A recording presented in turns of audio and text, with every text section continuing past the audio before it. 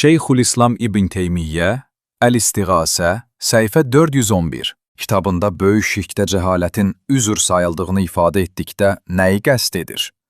Onları təkfir etmək mümkün deyil dedikdə, yəni bu dünyada onları müşrik adlandırmaq olmaz, bunu yoxsa məhz axirət hökmünü nəzərdə tutur? Şeyx Əbdürrəhman Əl-Barrak, bu, cahilliyin hətta şirk əməllərdə belə üzürlü sayılacağına dair Şeyxülislam İbn Teymiyyəyə aid sözlərdən biridir. Çünki o deyir, lakin son dönəm insanların çoxunda cəhalətin üstünlük təşkil etməsi və şəriətin həqiqətindən qəflətdə qalmaları səbəbilə bu əməlləri edənləri təkfir etmək mümkün deyildi. Təkfir etmək mümkün deyildi. Yəni, cahillikləri və elmsizlikləri səbəbilə şirk əməllərinə və sözlərinə görə onların kafir olduqlarına və İslamdan xaric olduqlarına hökm vermək mümkün deyildi.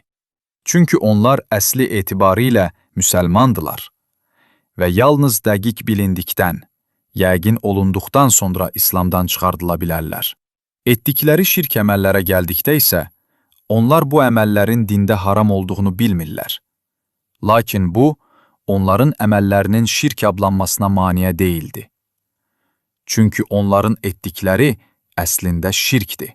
Sadəcə onlar bunu bilmirlər. Şeyxülislam başqa bir yerdə qeyd etmişdir ki, bu, yəni cahilliyin üzür olması, həm şirk olan sözlərə və əməllərə, həm də dinin əsli və əməli məsələlərinə şamildir. Nəticə olaraq, Şeyxülislamın Əl-İstiğasə kitabında dediyi, onları təkfir etmək mümkün deyildir ifadəsi, onların dünya hökmlərinə aiddir. Axirət hökmü də dünya hökmünə tabedir. Kim kafir olaraq ölərsə, cəhənnəmlikdir. Kim müsəlman olaraq ölərsə, cənnət əhlidir. Ey bacı, sənə bu fətvanı yaymağı məsləhət görmürəm. Çünki cəhalətin üzr olub olmaması məsələsi ixtilaflı və çox mübahisəli bir mövzudur.